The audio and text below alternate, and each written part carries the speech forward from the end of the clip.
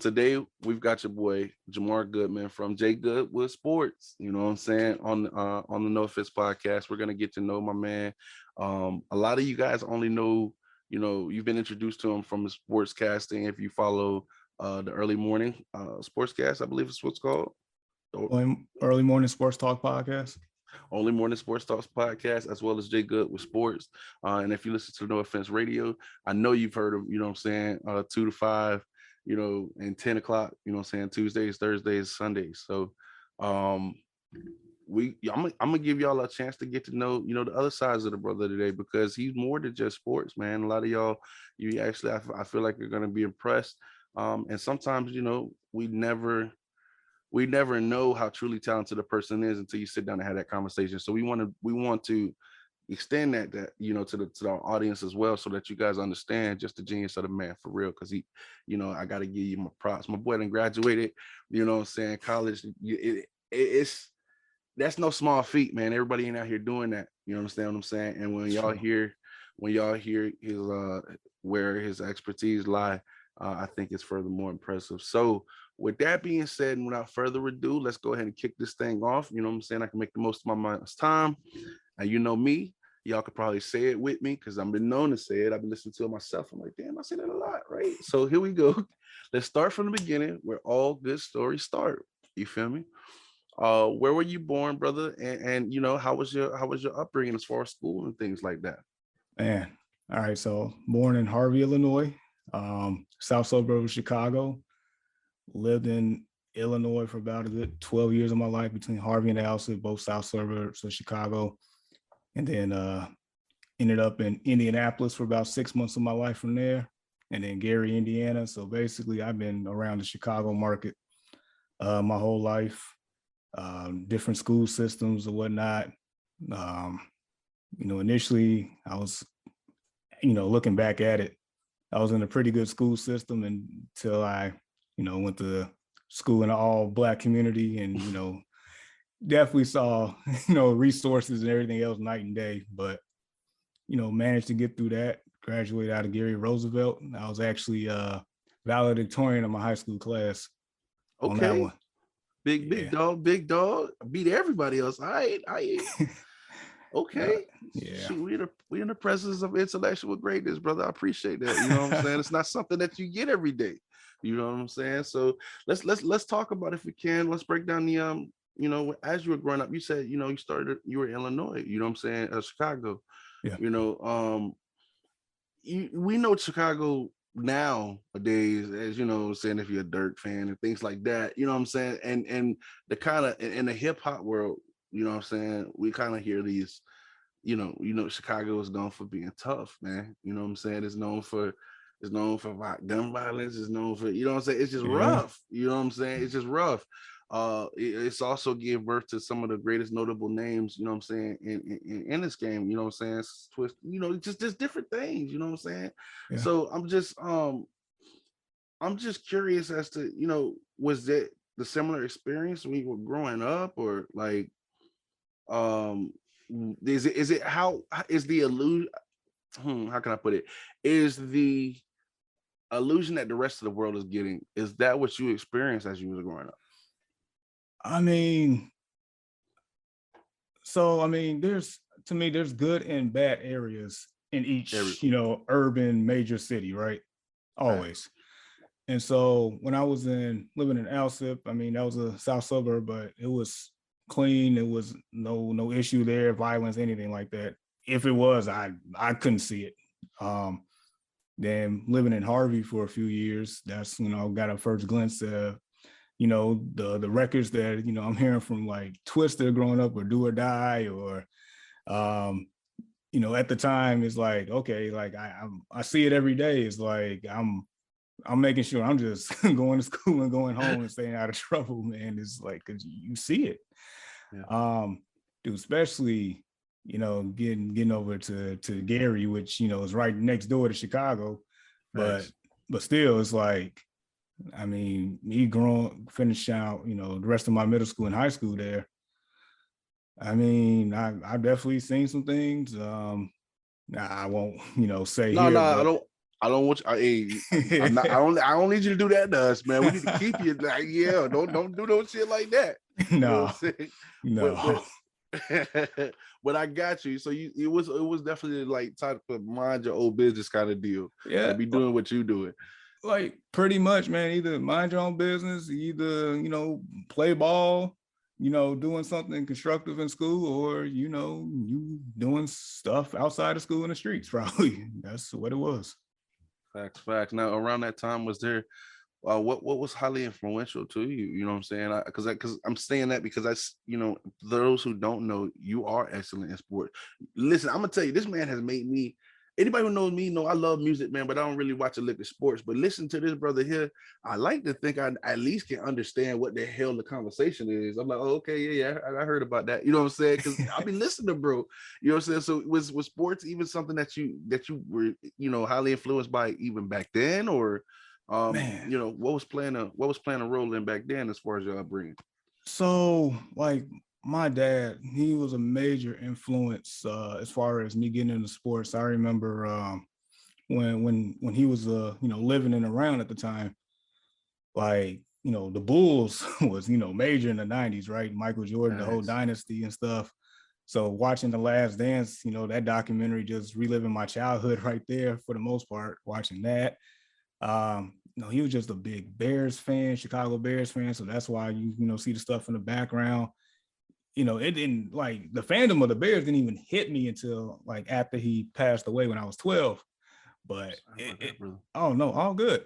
White Sox, I just been fortunate to have like little pieces here and there from him to instill this this sports influence of my life.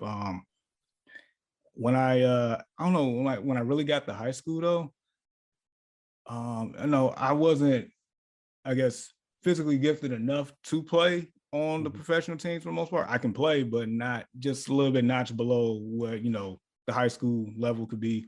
I did play high school golf, but other than that, but I was very doing different things on the side, and I was mainly like, if I came home, my friends would tell you the only thing I have on was ESPN all day, every day. I it's not one sport that I can't even have a conversation about. Like, I'm pretty much, influenced by everything. And so back then, just from my dad to ESPN, just learning different things, learning the players, learning the stats, learning, their background info, like what makes them tick. Like, it's just intangibles, just the whole nine. It all just kind of grouped into one package, and it became a lifestyle for me. Bet. Now, I know what you mean by that ESPN cable a little different. When we were growing up, that's another thing too. All right, it wasn't that it ain't that we old, brother, but it ain't like it was today. Like before us, they had the invention, color TV and all that, and cable, and the network was expanding. And if you hear the people older than us, they're talking about when TV used to go off. We wasn't that old, you know what I'm saying? But we will say that things was different, like especially as kids, like at one point in time, basic cable, or you had either like basic cable or you had like satellite. You know what I'm saying? Like if you wanted to get like all the channels, like all of the different games, or the different to even hear some of them, you had to have like satellite. You know what I'm saying? Like and when you say like growing up on ESPN, man, who was some of those sportscasters that they was gonna give it to you like you wanted to? You know what I'm saying? They was gonna give you every detail, man. Oh, Stuart Scott, that's number one for me. Rest in peace to that man. But hearing the booyah and cooler than the other side of the pillow, like I kid you not, I wanted to work for ESPN so bad, just because he was a main influence, booming with the football. Him and was it Tom Jackson with the NFL prime time going on.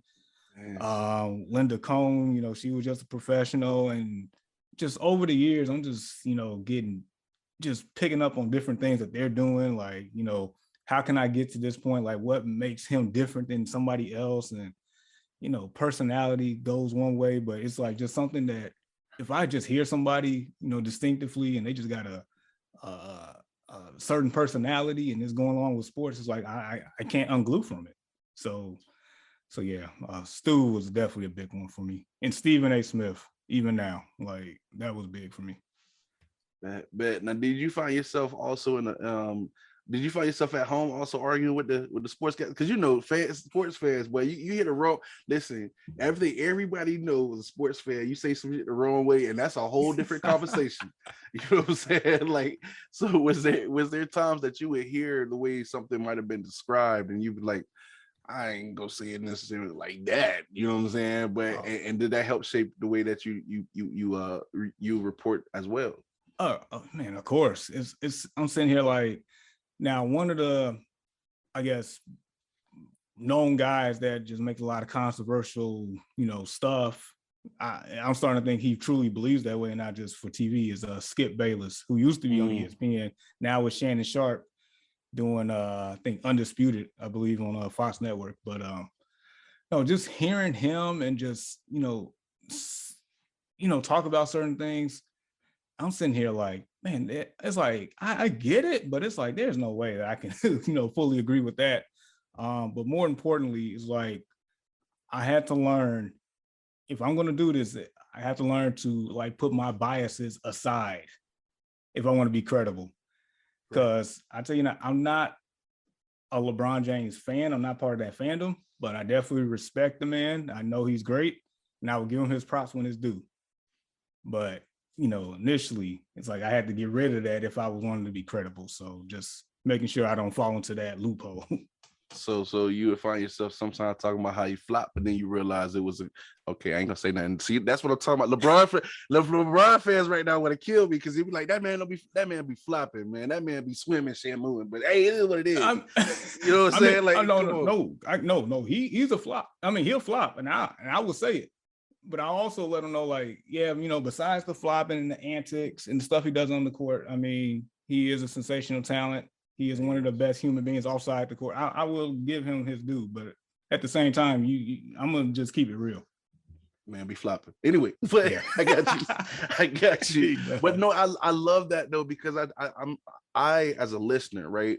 Especially somebody who like I said, I tell you, I'm not anybody who knows me personally will tell you, man, you can count on one hand how many times you actually heard sports and me in the same room. You know what I'm saying? So it's not that I dislike it, but some things in life I just don't get necessarily. And I understand the rules of the game, but it's just, everybody has those things that they call more to, and things like that. So I would say is, as somebody who doesn't necessarily watch sports all the time, hearing a personality of the reporter or the announcer who's announcing the game, I feel like it plays a huge role in the attentiveness of whoever's listening. Because if a person's just given that factuals, like you said, the factuals, there's nothing but facts, and there's no kind of personality to go behind it and opinion behind it, then it can be real easy to feel like you just watch a National Geographic, you fall asleep. You know what I'm saying? And the next thing you know, the game over with, you don't woke up, somebody else playing, you don't even know, you know what I'm saying? But in other cases, when you can hear that lively, you could tell that the person is actually excited and engaged in what they're watching. I feel like it's almost like contagious, like, you know what I'm saying? Like, even if that's what I like about when I hear your show, because even if I didn't know what was going on, that's what started me listening, because I was like, man, you can hear this guy actually knows what the hell he's talking about. You know what I'm saying? You break it down from different sport to sport, you know what I'm saying? Different highlight to highlight. You definitely find the ways to say what's notable, also give us a little bit of what's next might be coming, just to, you know what I'm saying, just to always be in the loop and you feel like you're engaged in that world. Where did your statistics start? Like, when did you start to actually take note of different statistics and keeping track of different things to enable you to be able to do what it is that you do so well? Two parts to that. One is just like back in high school, my friends that I had since high school, A1 since day one, like they've just so happened to be just as much in sports. So having like little mini debates and arguments, then it's like, okay, I'm gonna have to step my game up, start going a little deeper. And at that point, I'm starting, to be labeled as, I guess, quote unquote guru by certain people, because I'm because I'm gonna hit you with the stats. I'm gonna hit you with some things that I heard about, that I even researched about. You know, back then, high school, you know, mid 2000s, it's like you don't have, you know, the internet isn't as popular, isn't as like full. So I'm still getting newspapers at the time. You AOL know, was just on his way yeah, out. yep, Yeah. AOL, that little dial up, and net zero is on the way out. But yeah, I'm just, you know, listening to the sports center and, you know, just local stuff. I'm just picking up on things and, you know, just trying to be ahead of the curve. The second part to this, when I was in college, I used to work in the gymnasium, also with the athletic department. So I was one of the parts was a sports information assistant, where I was like the person that was responsible for anything that you see in the box score. I was the one putting in the stats in live in the middle of the game. Wow. That's freaking neat, bro. I always wondered. I was like, is that AI or like who? How do they keep up with that? Is there somebody hitting a button every time something happens? Like they got to update the number or what? Like what's Yep. up? Yeah. So with that, like I was the one actually inputting the stuff, but like for instance, for volleyball, right? Because volleyball is a very fast-paced sport. Right. Because you got to do all the digs, the hits, the spikes, all that stuff. I would have like maybe one or two people next to me. One would, you know, I guess would still be following along in case I'm missing something, because I mean a sequence could happen too fast and I'm sitting here trying to catch up. I got another person, also a backup to that, but also let me know with substitutes. So I got to input the substitutes as well. So I'm literally doing everything. And at the end of the game, when you read the box score, like I was responsible for that. Basketball was very fun to do. I can do that in the breeze. Soccer, that was fun to do. Just yeah. So doing that really, you know, enhanced you know, my understanding for certain things and how it's actually calculated. Like I'm like, for instance, like, you know, assist in basketball, that can be very objective and subjective at the same time. Like, you know, somebody pass you the ball, somebody pass somebody else the ball, they shoot instantly, they score, you get the assist, right?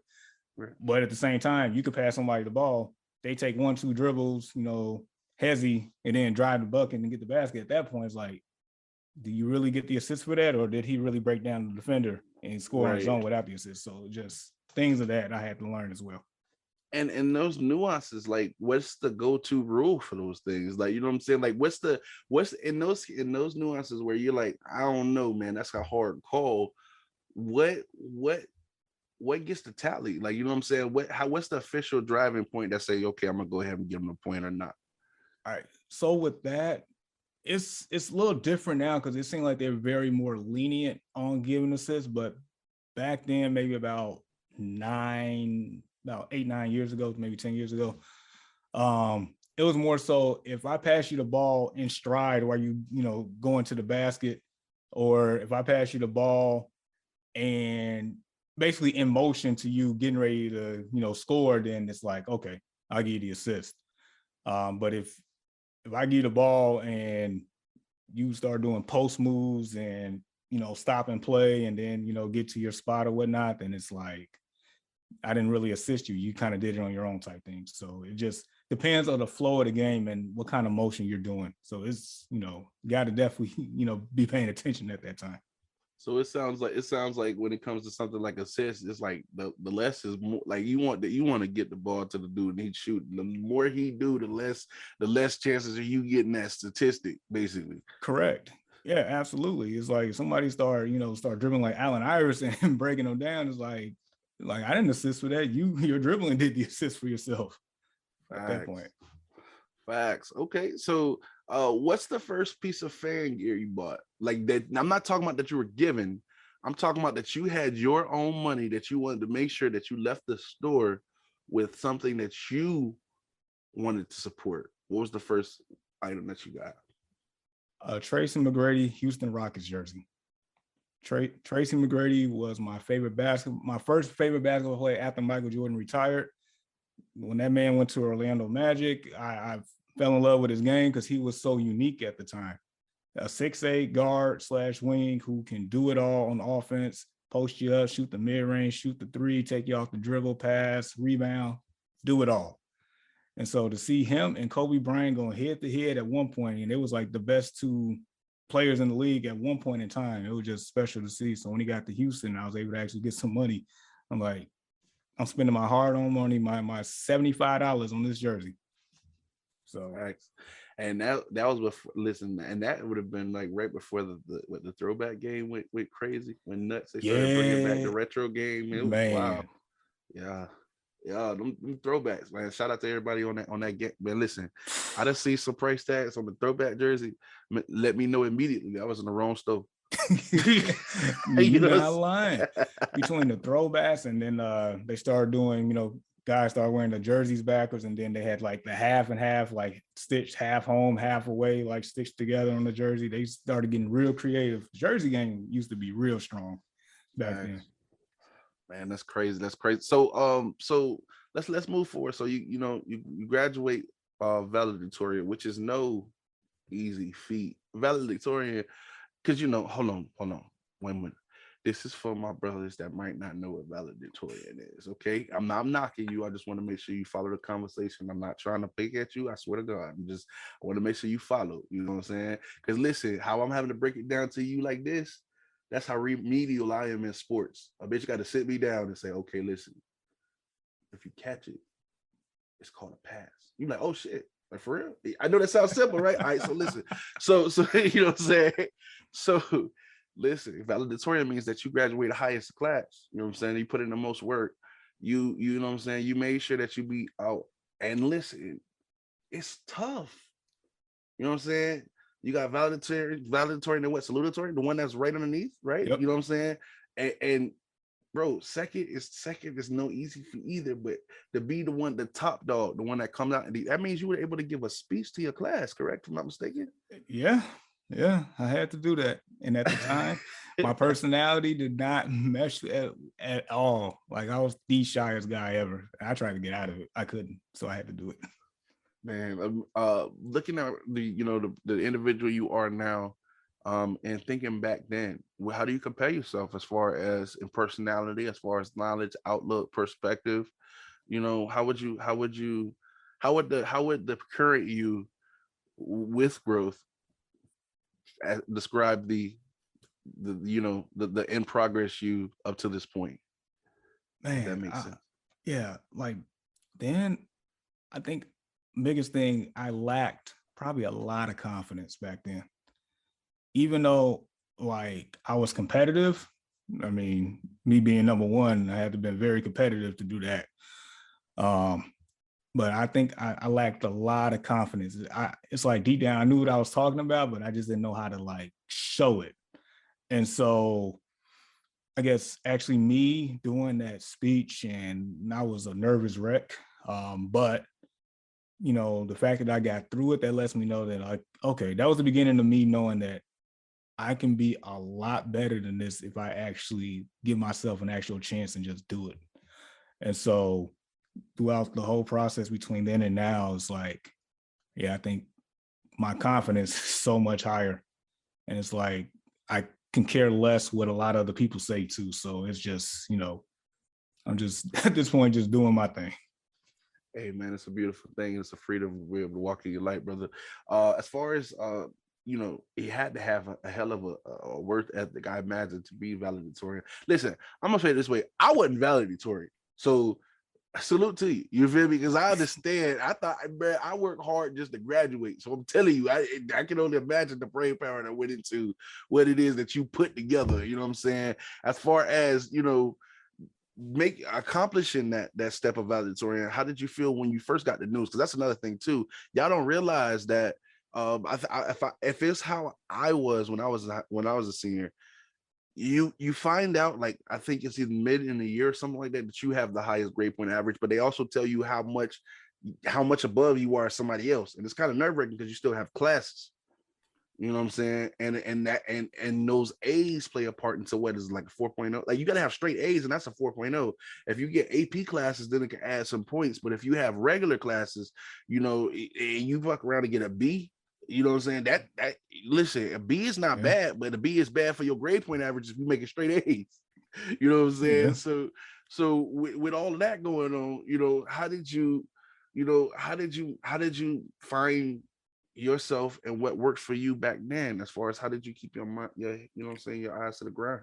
It's crazy because like my freshman year, I knew nothing about what a valedictorian was or class rankings or anything until I think somebody in my class, I guess, was talking to the guidance counselor and they found out, you know, who was ranked where. And then I think at the end of freshman year, somebody told me, "Oh, you're seventh." I'm like, seventh out the whole class. I'm like okay. I just at that point I made it a personal challenge. I'm like, all right, I want to be number one. And so by halfway through my junior year, I actually leapfrogged and got that number one spot, and I didn't let go. I did Facts. not let go at Just all. run it. Just run it. And I imagine that has to be 8 weeks. Because listen, when we graduated, there was somebody I think had a 6.0. And you got to imagine 4.0 is straight A's. So that's straight A's. All right. Yeah. So to get over that, to get extra points, that means you taking AP, advanced placement classes, college courses. In high school, you're getting college credit. At least that's how it was back then. You know what I'm saying? What you did you ever feel that it was too hard, or did you ever get discouraged at some of these classes? I would hear some of these horror stories in these AP classes, or did it all, you know, you knew that it was all going to be worth the risk. So no matter what, you was, you know, you was heads in. I mean, for me, it was just more so not being lazy, stop procrastinating, and actually just do the work. That's all it was. It's like back then, like I was processing things so quickly. It's like I would be done with my homework before I even go home. So when I'm going home, I got ESPN on the TV all day and just chilling. um, but so no, it wasn't. To me, it wasn't just hard. It's just sometimes just some things I just didn't like to do. I just had to suck it up and do it. Certain classes, everybody got their strengths and weaknesses with certain classes. For me, it was just like I was like math is my favorite subject. That was easy. Even up to the AP calculus where the teacher couldn't, she knew her stuff, but she didn't know how to teach. So we was kind of collectively kind of doomed on that one. But in college, I got that together. But anyway, it was like classes like communication that was giving me problems once again because I was shy back then. So I had to like stomach that. Anything that had to do with a speech, I was a nervous wreck. Had to get through it. But no, it was just more so just strength. It was just more so mindset over anything. If you got your mind to it, then it's like, you're good. It was mental. A lot of it was mental. That was it. Facts. Now, as valedictorian, I would imagine it allowed you to basically write your career, write your path as far as the school. And valedictorian, like we said, is no small feat. This basically is saying that you are valedictorian means you have proven to be the number one in your class. You know what I'm saying? As far as the top to retain information and learn information, and to be able to process and apply that information. Uh, how did this play a role as far as into the offers that you were given to college that helped you make the decision of where you wanted to go? And it was crazy. So I feel like that was the gift and the curse. So the gift was just all these random like just I guess college invitational type things like apply here. Like I got one from Yale. I was like losing my like Yeah. Yale sending me something. Little old me from Gary, Indiana. Just countless. It was just a lot of different colleges just sending me applications for me to apply and stuff. Junior year, like they had like a MIT like flying program. Like they took 20 kids from the Chicagoland area. I was the only one from Indiana that went. I didn't know how big of a school MIT was or how prestigious it was. I went though, that was my first actual like college experience on an actual college campus. Luckily they had this dorm called Chocolate City where all the black people were at. So that was actually kind of cool. But just the whole process. I mean, yeah, just to have all those schools interested in you, it was excellent. That was the gift. The curse was me being in a school where resources was lacking and not enough leadership within the school. Like I didn't know what financial aid was at the time. I didn't know a lot of things. A lot of it feels like I was set up for failure and didn't even know it. Because honestly, I was still applying for schools after I graduated, and that shouldn't have been the case. Gotcha. Yeah, I mean, I hate, it's. I feel like it's a big secret that ain't so secret that we as Black Americans, you know what I'm saying, African Americans, to be honest with you, we don't the information that's readily available to help prepare our future. I feel like is easily it's more easily accessed by others because for when they first have the knowledge.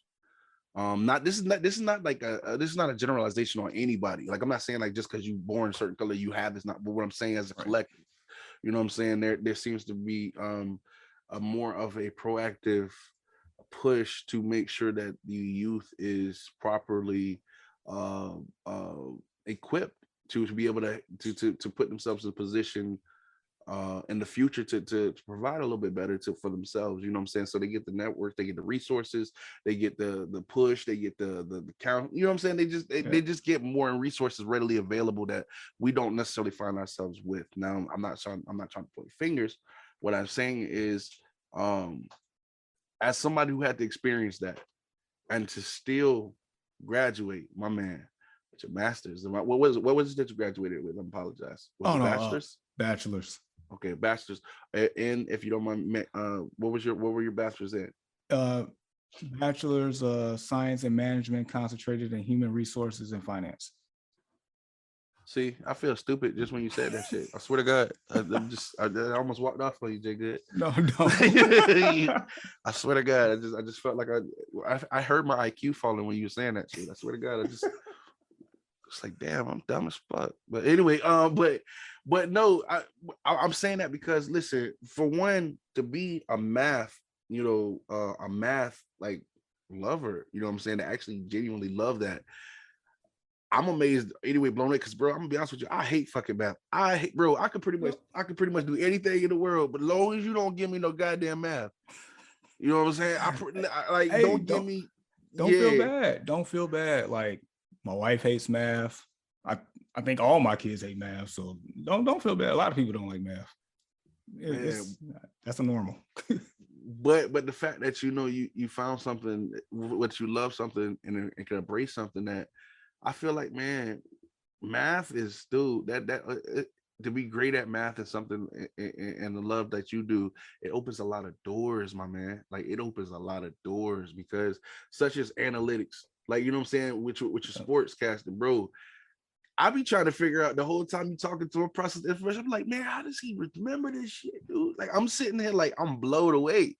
And then not only is that the fact that you remember, but you can tell when somebody's bullshitting you, right? You know what I'm saying? Like you be like, yeah, but then there's other times, you know what I'm saying, when you speak to somebody who's official and they're 100 about the issue, you can tell. And man, if you haven't heard Jay Good with sports and you like sports, man, you are fucking, you're doing yourself a disservice. I'm telling you, because this man be on every scene, you know what I'm saying, going through everything I see somebody talking about on social media, bro. I can't wait to hear you. I know you're gonna give me the take on it. And I want to wait till I hear you so I repeat it and know what the fuck I'm talking about.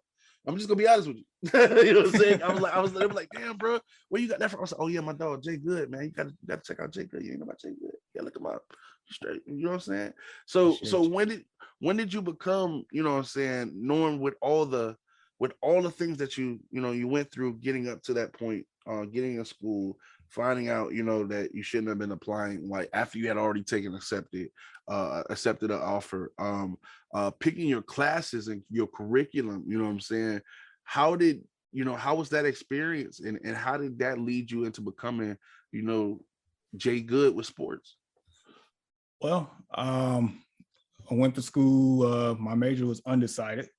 Mm-hmm. That was one of the things that, even part of me to this day, not exactly knowing what to do. I have a better idea now, but, then it's like I have people in my ear telling me, oh, you can be a, pharmacist, you can be a doctor, you can be a lawyer, you can be this, and that. It's like, I don't think my heart's in it for that.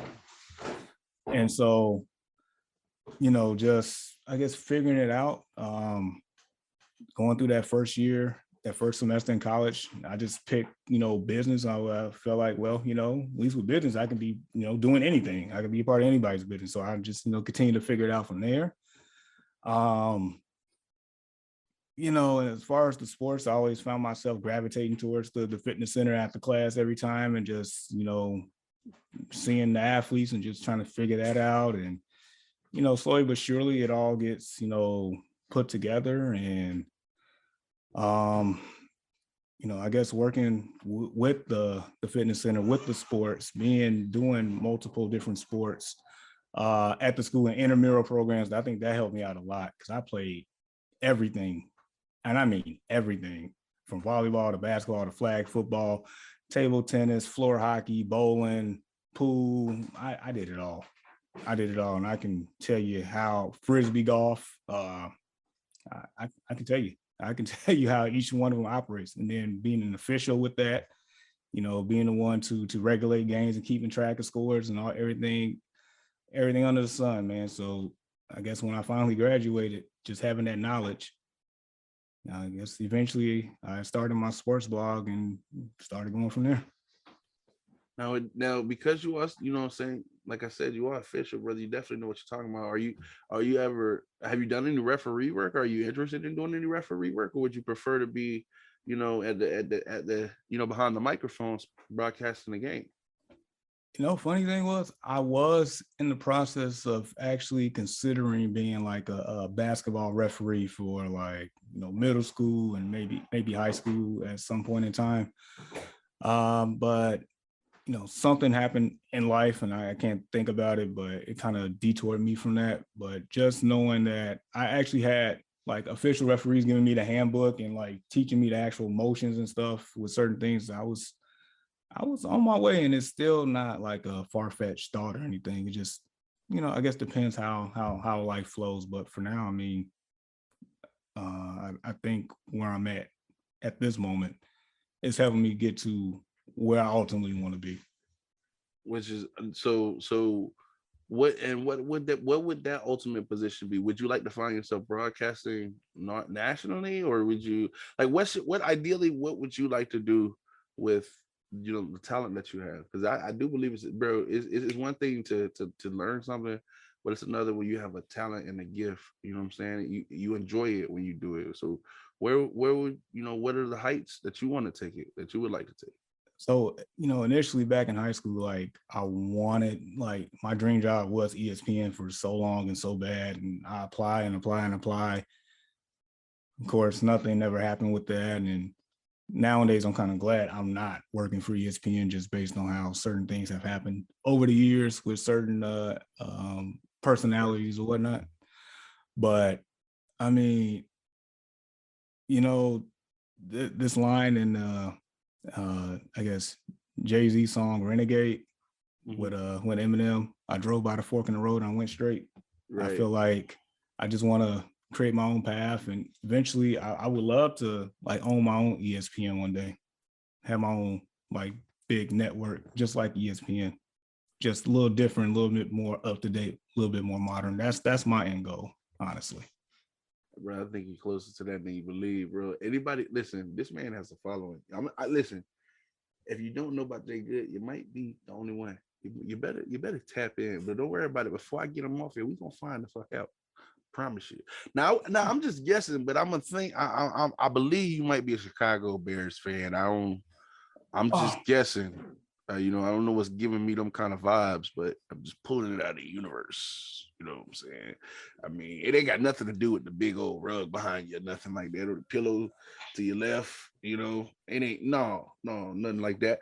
But as far as going into this next NFL season, man, I gotta ask you, because you give it right. You give it how it is regardless of bias. I know you're a fan. Yep. But who do you think might be the two teams to watch at the Super Bowl? Whew.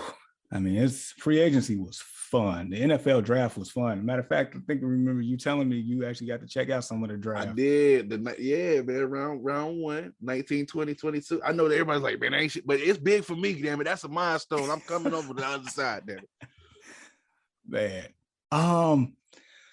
Right now, I would say the Super Bowl favorite matchup at this point, you're probably still looking at the Los Angeles Rams, defending champs, back in the Super Bowl, because they definitely done enough, and just added more to what they already got. AFC is just loaded. I mean, we looking at about a good 13 teams that can fight for 7 spots to make the playoffs. That's how good, that's how loaded that conference is. Dang.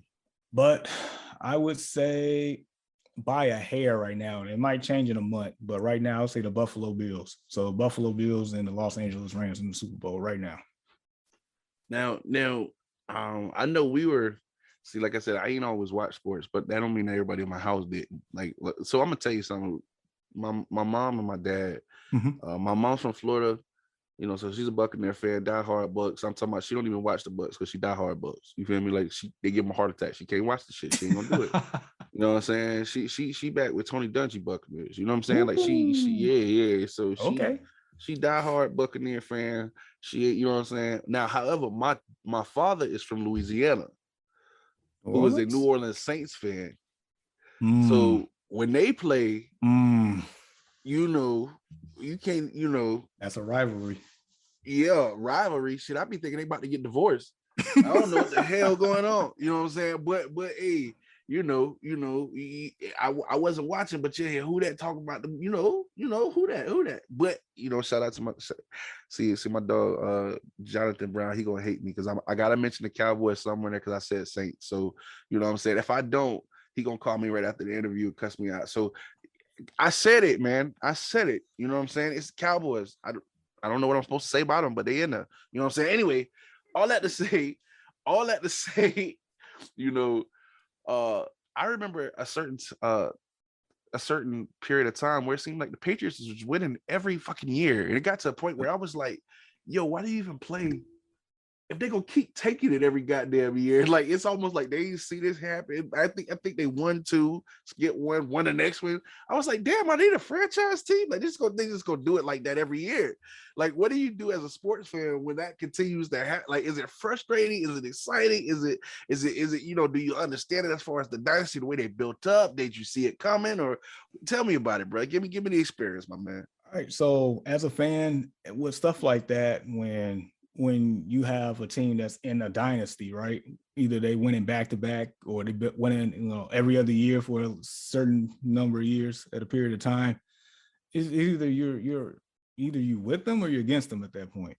Right. Either you're part of the fandom or you're not. If you're not, then of course, there's levels to it. It's like, is it the coach? Is it for instance, New England? Is it the Patriot way? Is it Tom Brady?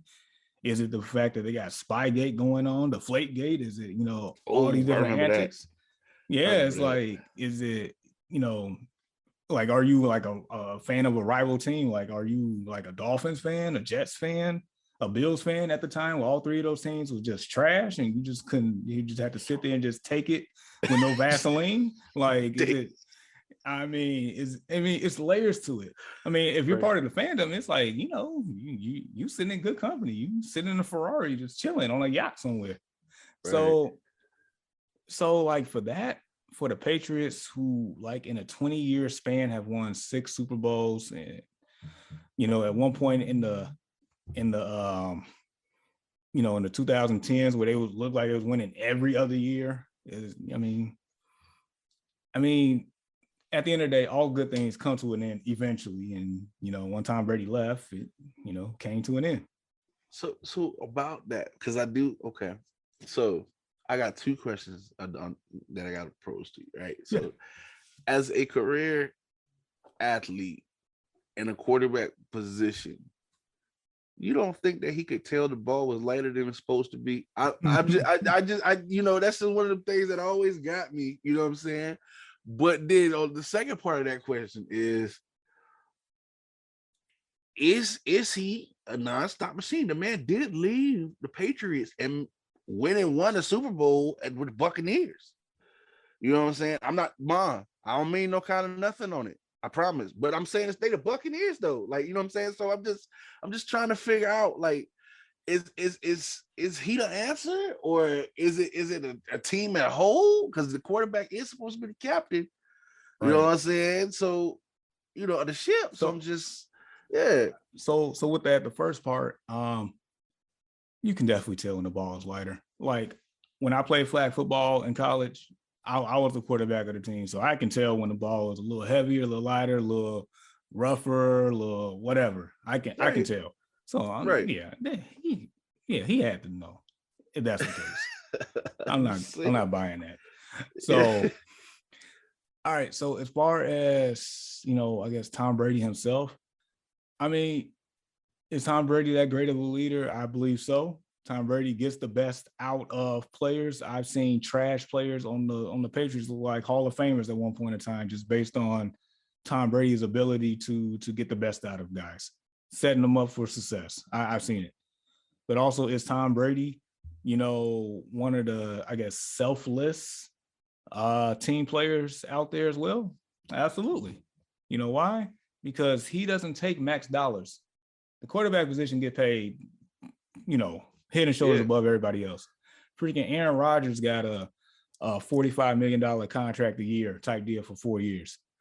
And that's the reason why I the be working Green on my Bay arm. yeah, Sorry. telling you.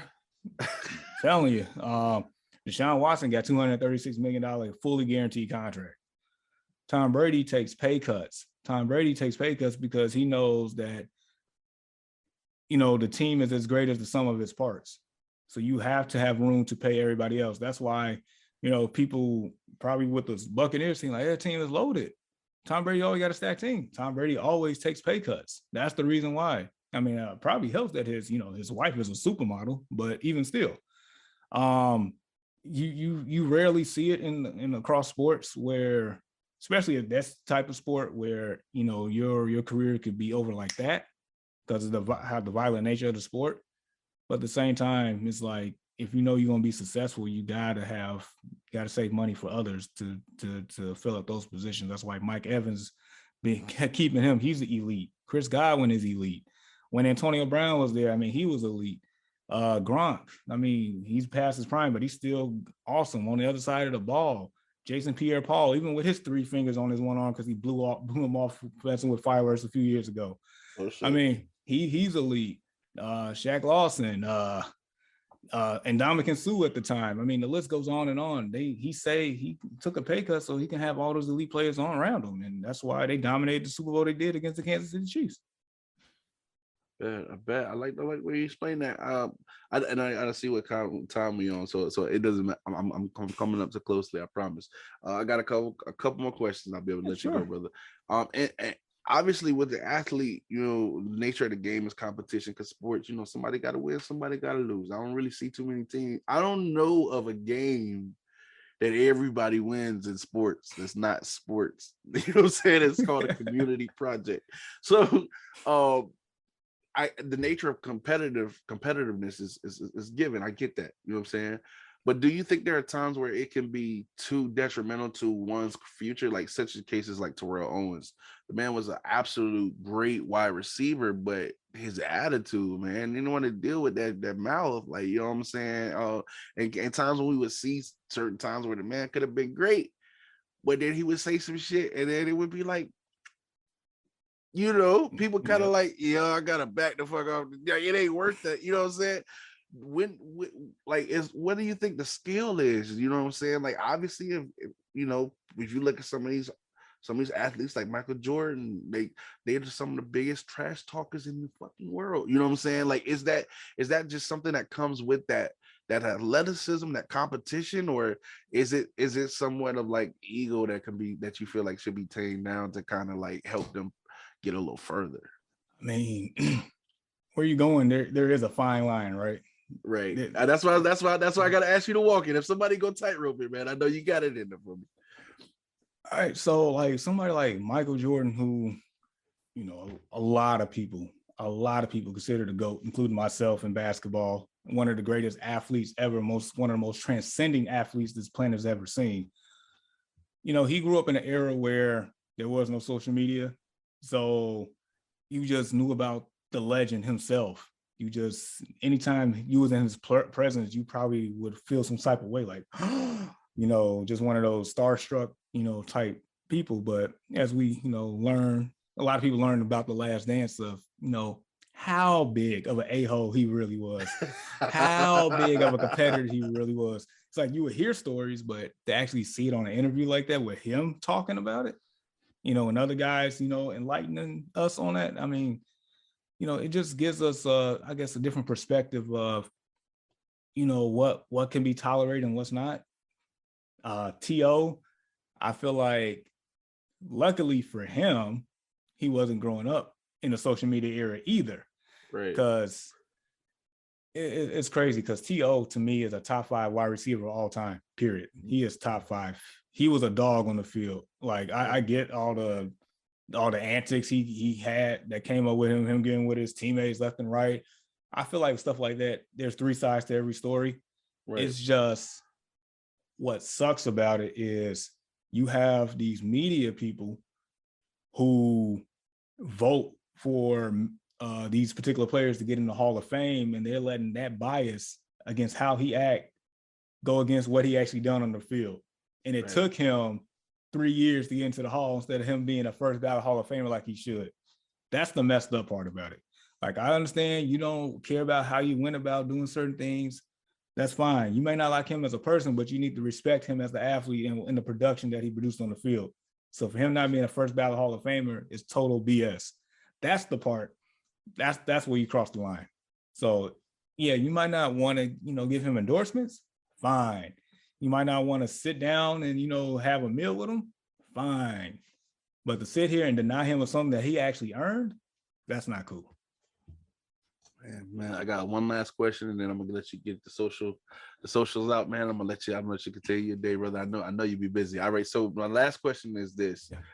Colin Kaepernick recently, what I'm saying, is going to be playing again. Considering, everybody is familiar. I don't watch sports, and I know Colin Kaepernick's, what he's been going through over the last couple of years, and based on why he went through it. Mm-hmm. When somebody who is a social iconic figure takes a stance on a certain issue, and is willing to just take the punches, as they come based on his views, and unwilling to bend on it. Right. This man was basically blacklisted. Nobody wanted to play with him. Do you think that should serve as a deterrent from these athletes being able to say something public? It's kind of like with the whole basketball movement when it was like shut up and dribble. Like, do you think that these people, because they are public athletes and they are technically they're athletes and not an entertainer, even though you are entertained when you watch them, right? Do you think that should rob them of their voice and their and them using what they do that everybody knows them for to spread a social awareness message like he did? Whew. Man, we walking some fine lines on this one, right? And no offense. Hey, we're gonna ask you the questions now. You know what I'm saying? Yes, sir. All right, Colin. I ain't trying to kill your career. That I'm just, what I'm saying. say what's good for you, but I gotta ask. You know what I'm saying? No, I get it. I think I actually had a little practice on this one. Okay. All right, so with Colin, he's in a unique situation. Like the social part, I'm 120% on what he did and the reason for it. Like, I'm pretty sure a lot of people, feel that way. And of course, on the other side, there's a lot of people that don't feel that way, that, the perception wise, it's just not a good look. He's disrespecting the flag, this and that. And we know darn well it had nothing to do with the flag, but, people going to believe what they believe. Right. He used his status as an athlete / celebrity as a platform to try to bring change. I mean, I feel like a lot of other athletes have done the same in the course of the history of this country, especially in the last maybe 50 years or so, starting all the way back with Ali. But I guess the two things that probably hurt Colin, and the reason why he's being blackballed as long as he has and may continue to still be blackballed, even though this is probably his best chance to land on NFL roster at this moment. One, I guess if he was the status of a Tom Brady or a LeBron James, the backlash and the punishment, quote unquote, wouldn't be as severe. Gotcha. Like, yeah, he did lead the 49ers to a Super Bowl and actually was a play away from probably actually winning the Super Bowl from what I remember against the Ravens, that Super Bowl. That was the same Super Bowl where the lights went out after Beyonce did her thing. But so that's one. He's not, an all-pro quarterback, a big, elite athlete. He isn't. The second thing is what I think people forget, and he kind of like lost a little bit of his leverage in a sense to actually continue his career, was when he actually him and the NFL reached the settlement agreement with the lawsuit. Yeah. That part right there is like, okay, well, you officially gave in. We don't have to employ you at all. We don't even have to try to employ you. We don't have to like do anything in particular anymore. You agreed to this, so all of this is out the window. Right. That's the part right there. So I get and I agree with, what he did as far as bringing, certain things to light. It probably took them 4 years to actually, see it all come full circle, and to all the way from all the stuff happening back then all the way to George Floyd. That probably was the full circle point right there where people started to realize like Colin was right. But at this point, like once you like agree to a settlement, they don't have to do anything. So that's the sad part about it. Man, hey, Jamar Goodman, man, I appreciate you, brother. From myself, Matt Arrington, Mr. No Offense, I want to personally congratulate you and on your successes, and thank you for being a part of our network, for being a sportscaster on our radio. Like I said, this man, my whole life, I wasn't one to follow sports, but I actually give a fuck just a little bit. You know what I'm saying? It's growing because I'm listening to his show, though. You know what I'm saying? Like, I got to get the props where they belong. You know what I'm saying? I told him when he came on, I say, bro, listen, you pretty much got rain because I don't know. You know what I'm saying? But I find myself actually listening, or when I notice that you're on, I find myself actually putting you on the radio, you know what I'm saying, when I know that your show is on, and actually listening to what it is that you're saying, because I do believe it has merit. I could tell that you know what you're talking about. I could tell you love what you do, and that in itself is inspiring. You know what I'm saying? Do me a favor if you can. Go ahead and give out your tags where people can find you. I'm going to make sure it comes up on the screen when we air this, so that we can, make sure more people are drawn to you and able to follow you and watch your success, brother. All right. First and foremost, Matt, I just like to thank you for allowing me to be a part of this network, giving me the opportunity as I try to ultimately figure out what I really want to do with this. So I salute you for allowing me to be a part of this movement. That's something special here. So as far as where you can find me, at J Good with Sports, we're talking Twitter, we're talking Instagram, Facebook, TikTok, definitely doing that. 3 podcasts, J Good with Sports podcast. Also the Early Morning Sports Talk podcast every Saturday morning. That's live on Facebook. You find us on YouTube on that. And then the Destination Fantasy podcast. Like, last thing you probably may not know yet, I am a fantasy football addict. Like, that's where I make my bread and butter at, sir. So fantasy football is coming real soon. And I'm trying to plan a workshop here or something for people that, that's new to fantasy football or want a little edge. That I kid you not. That's why I make my bread and butter. So Destination Fantasy Podcast, that will be live on Sunday mornings, probably starting towards the end of July. I'm definitely going to be on the lookout for that, because listen, I got to know what league you playing in, so I know not to even step in that motherfucker. You know what I'm saying? For real. Jamar Goodman, I appreciate you, brother. This has been a hell of a talk, man. I can't wait to let the people hear it. Y'all make sure y'all check out the June issue of 2002 of the magazine, because my man will be featured in it. You know what I'm saying? And hey, man, y'all be on the lookout, man. I will catch y'all listening. We'll listen together, and then we can make our decisions. Y'all take care, brother. Appreciate you. Thank you.